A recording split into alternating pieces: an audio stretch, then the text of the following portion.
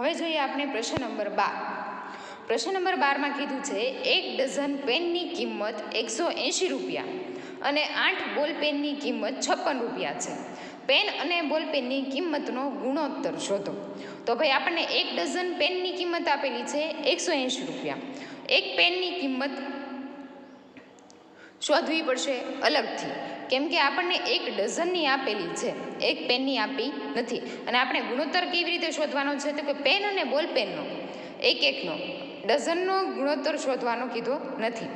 એટલે પહેલાં 1 ડઝન પેનની કિંમત 180 રૂપિયા. તો એક પેનની કિંમત શોધવી હોય તો ભાગાકાર કરવો પડે. તો કે 180 ભાગ્યા 1 ડઝનમાં કેટલી પેન આવે તો કે 12. તો 180 ભાગ્યા 12 કરવાનો એટલે કેટલા રૂપિયા મળશે તો કે 15 રૂપિયા. તો હવે એક પેનની કિંમત 15 રૂપિયા થઈ. હવે 8 બોલ પેન છે ની કિંમત આપણને 56 રૂપિયા કીધી છે. તો હવે એક બોલ પેનની કિંમત શોધવી હોય તો 56 ભાગ્યા 8 કરવા પડે.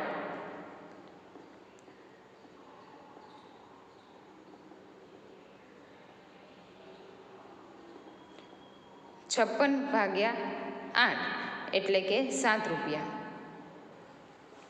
હવે ફરીથી જોઈએ તો 1 ડઝન પેનની કિંમત આપણને આપેલી હતી 180 રૂપિયા, પરંતુ આપણે એક એક પેન અને એક એક બોલ પેનની કિંમત ગુણોત્તર શોધવાનો હતો. તો હવે ડઝન છે એમાં 12 પેન હોય, તો 1 ડઝન પેન છે એમાં 12 હોય પેન. તો હવે 180 ભાગ્યા 12 એટલે 15 રૂપિયા એક પેનની કિંમત થઈ. એવી રીતે 8 બોલ પેનની કિંમત આપણને 56 રૂપિયા આપેલી હતી, તો 56 ભાગ્યા 8 એટલે કે 7 રૂપિયા. હવે એ બંનેનો ગુણોત્તર શોધીએ.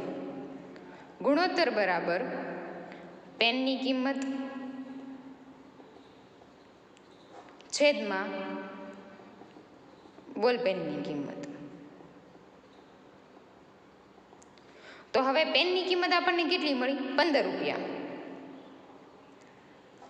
અને એક બોલ પેનની કિંમત મળી આપણને 7 રૂપિયા. તેથી ગુણોત્તર 15:7 થશે. હવે જોઈએ દાખલા નંબર 14. તો 14માં દાખલામાં કીધું છે શીલા અને સંગીતા વચ્ચે 20 પેન 3:2 ગુણોત્તરમાં વહેંચો. હવે ભાઈ આપણે દર વખતે ગુણોત્તર શોધતા હતા, તો આમાં તો ગુણોત્તર આપેલો છે કે 3:2. તો હવે આપણે જોઈએ પહેલાં પેનની કિંમત કેટલી છે 20. તો લખીએ પેનની કુલ સંખ્યા 20 છે. તો શીલા પહેલાં છે, તો અહીંયા ગુણોત્તરમાં જે પહેલાં હોય એ એનું એવી રીતે વિચારવાનું. શીલાનો હિસ્સો જેમ સંગીતાનો હિસ્સો એટલે 3:2. આમ કુલ ભાગ કેટલો થાય 3 + 2 એટલે કુલ ભાગ થશે 5. હવે 5 પેનમાં 3 પેન છે એ કોને જશે? કુલ 5 પેન છે એમાંથી 3:2 આપેલું છે, તો શીલાને કેટલી પેન જશે? શીલાને 5 પેન માંથી 3 પેન અને સંગીતાને 5 પેનમાંથી 2 પેન જશે. હવે આપણે જોઈએ 20 પેન છે માં શીલાનો ભાગ કેટલો થયો? તો 3 એ તો એની હતી જ તે, અને કુલ પેનની સંખ્યા છેદમાં એને ગુણ્યા કુલ પેનની સંખ્યા એટલે 20.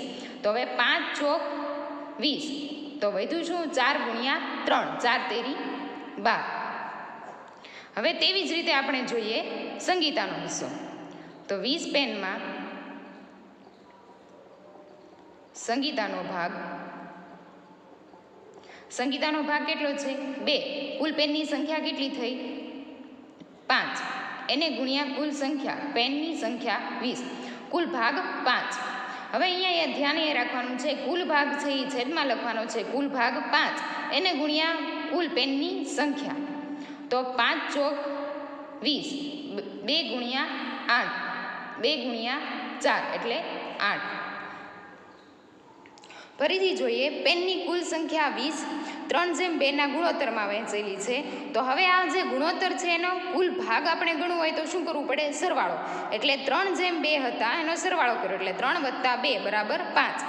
હવે આ 5 પેન, આ 5 ભાગ છે એમાંથી શીલાને કેટલી થઈ? તો કે શીલાને 3 પેન ભાગ જેટલો મળ્યો અને સંગીતાને 5 ભાગમાંથી 2 પેન જેટલો ભાગ છે એ મળ્યો. તો કુલ કેટલી પેન હતી? તો કે 20 પેન હતી. હવે એમાં શીલાનો ભાગ કેટલો થયો? તો કે શીલાના ભાગમાં જે ગુણોત્તર હતો એ 3 કુલ ભાગ એટલે કે 5 ગુણ્યા કુલ પેનની સંખ્યા. તેવી જ રીતે સંગીતામાં જે એનો ગુણોત્તરમાં ભાગ મળ્યો એ પછી કુલ ભાગ એટલે છેદમાં 5 અને ગુણ્યા પેનની સંખ્યા. હવે છેદ ઉડાડીએ પછી ખ્યાલ આવે કે સંગીતાને 8 અને જ્યારે શીલાને કેટલા? તો કે 12 ગુણોત્તરમાં વહેંચ્યા પ્રમાણે મળે.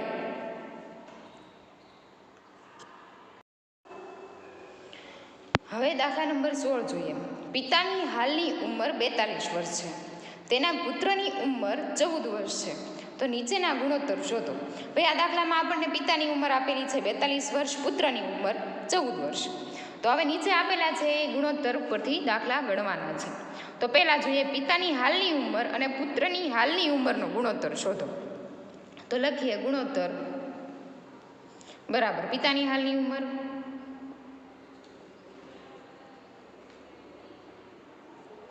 છેદમાં પુત્રની હાલની ઉંમર. તો પિતાની હાલની ઉંમર કેટલી આપી છે આપણને? 42, પુત્રની 14. તો હવે આપણને ખબર છે 14 એકા 14, 14 28, 14 તેરી 42 અને 14 એકા 14. તો 14 14 છે એ સરખા છે એટલે કેન્સલ થશે. વચ્ચે શું? તો કે 3/1 એટલે કે 3/1 એ શું થયો? આપણો ગુણોત્તર. તેવી રીતે બી જોઈએ. જો પુત્ર 12 વર્ષનો હોય તો પિતાની ઉંમર અને પુત્રની ઉંમરનો ગુણોત્તર શોધો. તો ભાઈ આપણને એમ કીધું છે કે જો પુત્ર 12 વર્ષનો હોય, ત્યાં આમાં 14 વર્ષ છે પણ એની જગ્યાએ શું લેવાનું? 12 લેવાનું. તો એવી રીતે તે ઉપરની જેમ જ આવશે પણ 14ની જગ્યાએ શું આવી જશે? 12. ગુણોત્તર બરાબર પિતાની ઉંમર છેદમાં પુત્રની ઉંમર. પિતાની ઉંમર તો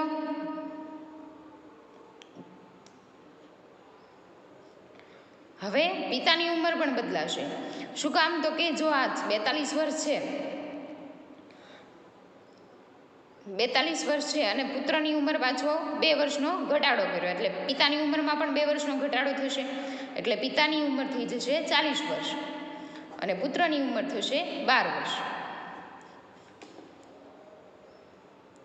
10 ચોક 40 અને 4 તેરી 12, 4 4 કેન્સલ થશે. વચ્ચે 10/3 એટલે કે 10/3 એ થશે ગુણોત્તર.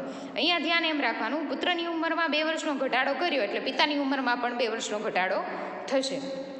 હવે સી જોઈએ. 10 વર્ષ પછી પિતા અને પુત્રની ઉંમરનો ગુણોત્તર.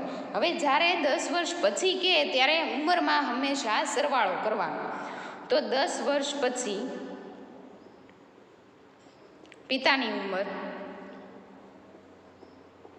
42 વર્ષ આપણને આપેલી છે, વત્તા 10 વર્ષ ઉમેરવાના એટલે થશે 52 વર્ષ. તેવી જ રીતે 10 વર્ષ પછી પુત્રની ઉંમર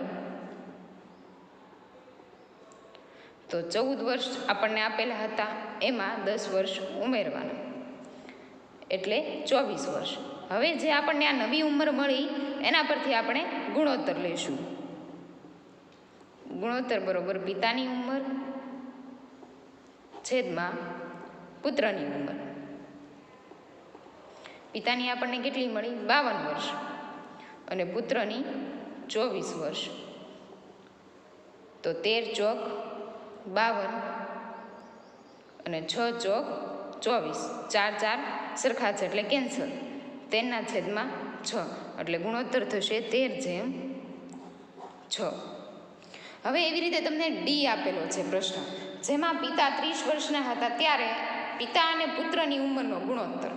તો ભાઈ હવે પિતા 30 વર્ષના હોય ત્યારે એમાંથી આપણે જેટલી ઉંમર હોય પુત્રની એમાંથી બાદ કરવું પડશે, એટલે પુત્રની ઉંમર આવશે 2 વર્ષ. 14માંથી 12 બાદ કરવાના. પુત્રની ઉંમર જ્યારે તમે લ્યો ત્યારે પહેલાં એ દાખલાનો તમારે રફ નોટમાં ટ્રાય કરવાની અને પછી પાકી બુકમાં ગણવાનું.